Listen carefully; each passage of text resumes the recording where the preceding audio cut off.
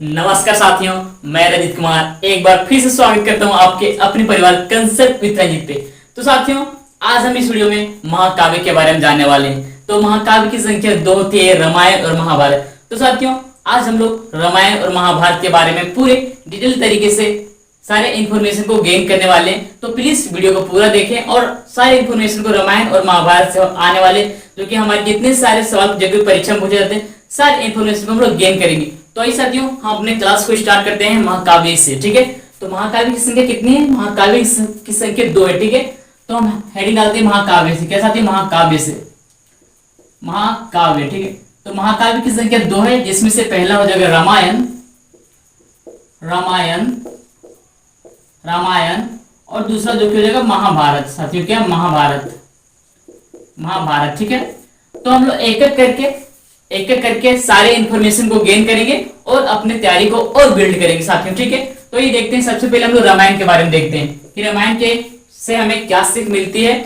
और रामायण से हमारे एग्जाम में कौन कौन से सवाल पूछे जाते हैं। ठीक है, तो सबसे पहले जानेंगे कि रामायण के जो रचयिता कौन है, मतलब रामायण को लिखा किसने। तो रामायण को जो रचयिता है महर्षि वाल्मीकि द्वारा भी रामायण को लिखा गया। क्या किसके द्वारा साथियों? रामायण के बारे में हम लोग जाने, क्या रामायण के बारे में जाने, रामायण के बारे में जाने। ठीक है, रामायण के बारे में जाने। ठीक है, तो रामायण के जो रचयिता है, क्या रचयिता, रामायण के जो रचयिता है साथियों, या जो कि महर्षि वाल्मीकि है, जो कि एक सबसे जो कि क्या कह सकते हैं इसको, सबसे ज्ञानी कवि के रूप में भी उभर के। तो रामायण के जो रचयिता है महर्षि वाल्मीकि। ठीक है, क्या? महर्षि वाल्मीकि, महर्षि वाल्मीकि, महर्षि वाल्मीकि साथियों जो रामायण के रचयिता है। ठीक है, रामायण में कुल जो कि 7 खंड है, खंड को जो पर्व भी कहा जाता है। ठीक है, तो रामायण में पूछा जाता है कि खंड को और कौन से नाम से जाना जाता है। तो खंड को जो कि पर्व के नाम से जाना जाता है। ठीक है, तो रामायण में कुल कितने पर्व हैं? तो इसमें कुल 7 पर्व है। क्या? इसमें कुल 7 पर्व है। ठीक है, रामायण को सबसे पहले जब रामायण लिखा गया था तो उसमें लगभग 12,000 श्लोक थे। क्या?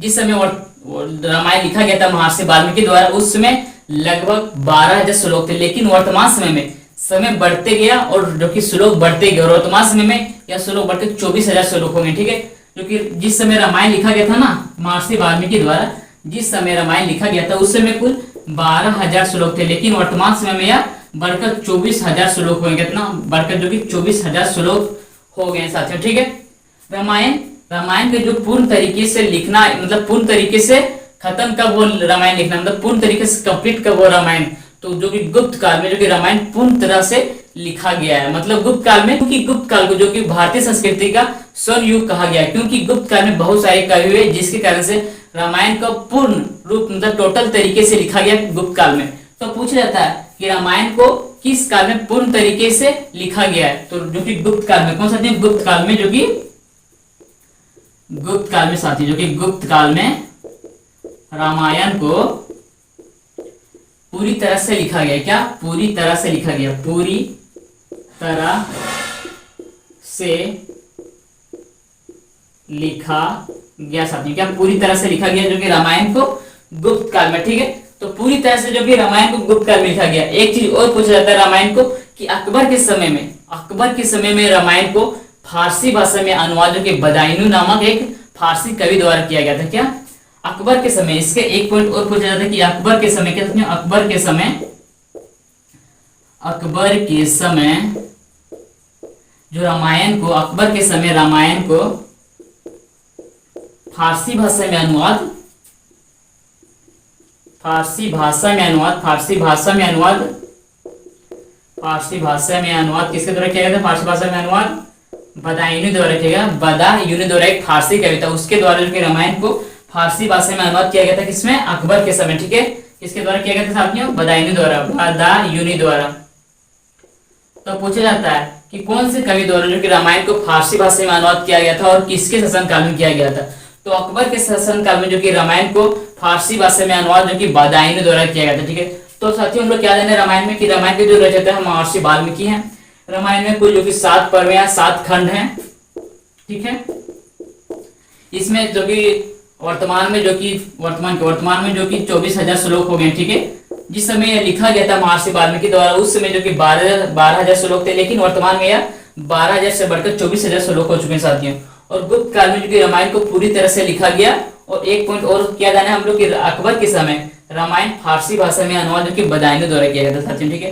तो जितने सारे इन्फॉर्मेशन हो सकते थे रामायण से जो हमारे लिए इंपॉर्टेंट है एग्जाम के दृष्टिकोण से, उसको हम लोग पूरी तरीके से जान चुके साथियों। उसके बाद हम लोग रामायण के बाद हम लोग जानेंगे महाभारत के बारे में। किसके बारे में साथियों? महाभारत के बारे में। तो सबसे पहले इसको हम इरेज करते हैं और हम लोग सेकंड पॉइंट पढ़ेंगे महाभारत के बारे में, ठीक है। तो महाभारत जो कि विश्व का सबसे बड़ा ग्रंथ के रूप में माना जाता है। क्या? विश्व का सबसे बड़ा महाकाव्य के रूप में किसे माना जाता है? महाभारत को।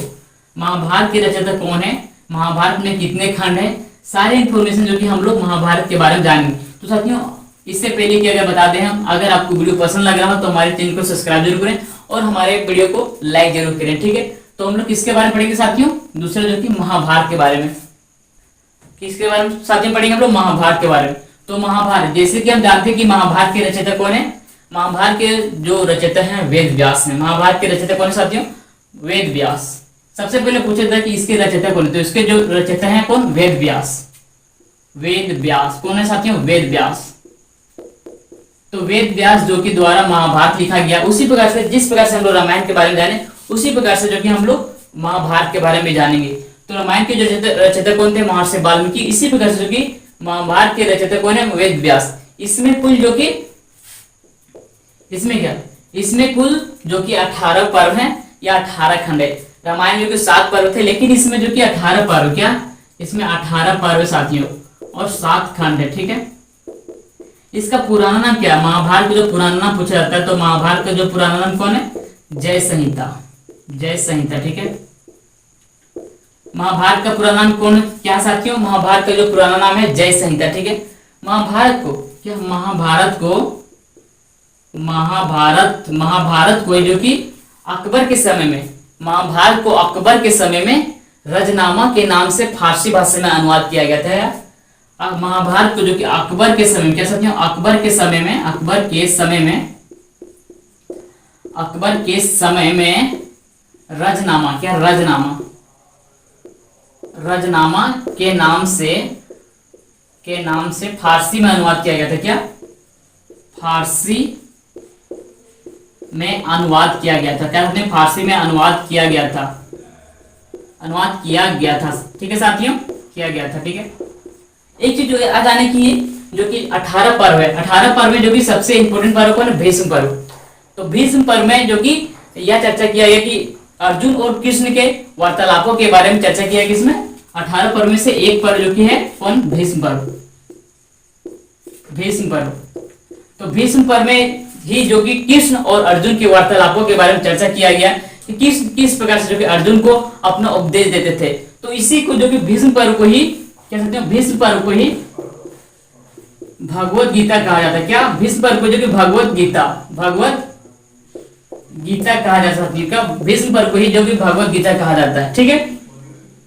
तो हम लोग याद जाने कि रामायण को लिखने वाले कौन थे, महाभारत को लिखने वाले कौन थे, रामायण में कितने खंड है, महाभारत में कितने खंड है, और जो कि 18 पर्व, इसमें जो कि 18 पर्व है, जिसमें से एक पर्व भीष्म पर्व। भीष्म पर्व को जो कि भगवत गीता कहा जाता है, जो कि हिंदू धर्म के लिए एक पवित्र ग्रंथ के रूप में बिखर के आता है, ठीक है। तो हम लोग इस वीडियो में पूरी तरीके से रामायण और महाभारत के सारे इंफॉर्मेशन को गेन कर चुके साथियों। अगर आपको वीडियो अच्छा लगा तो चैनल को सब्सक्राइब और वीडियो को लाइक जरूर करें। धन्यवाद।